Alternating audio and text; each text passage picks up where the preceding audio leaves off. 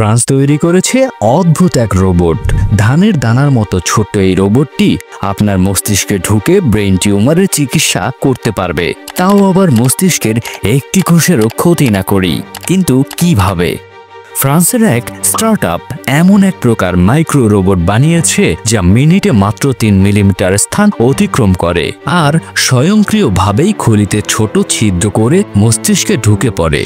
এরপর MRI scan আর কৃত্রিম বুদ্ধিমত্তার সাহায্যে মস্তিষ্কের জটিল সব বাঁক পেরিয়ে এগোয় টিউমারের দিকে।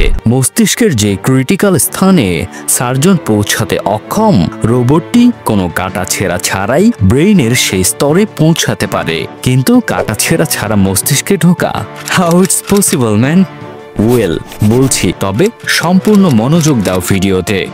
এটাতে রয়েছে একটা সিলিকনের রিং, যে রিং ঘুরিয়ে এই মাইক্রো রোবটটি মস্তিষ্কের টিস্যুগুলোকে আলতোভাবে সরিয়ে ব্রেইনে ঢুকে পড়ে আর টিউমারের দিকে এগোয়। সার্জনরা আল্ট্রাসাউন্ড ট্র্যাকিং এর মাধ্যমে খুব সাবধানে এটিকে নিয়ন্ত্রণ করেন।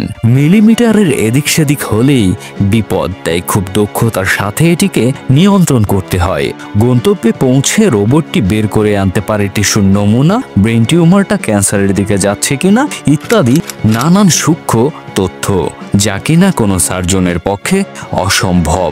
ভবিষ্যতে এই প্রযুক্তি সরাসরি মস্তিষ্কের টিউমারে ঔষধ পৌঁছে দিতে পারবে, অথবা দীর্ঘদিন ধরে ব্রেইনের ভেতরে থেকে টিউমারের পরিবর্তন নজরদারি করতে পারবে। চিকিৎসা বিজ্ঞানের ভাষায় এর মানে দাঁড়াচ্ছে, যে টিউমার এতদিন অপারেশন করাই যেত না, একদিন হয়তো সেগুলো অপারেশনযোগ্য হয়ে উঠবে।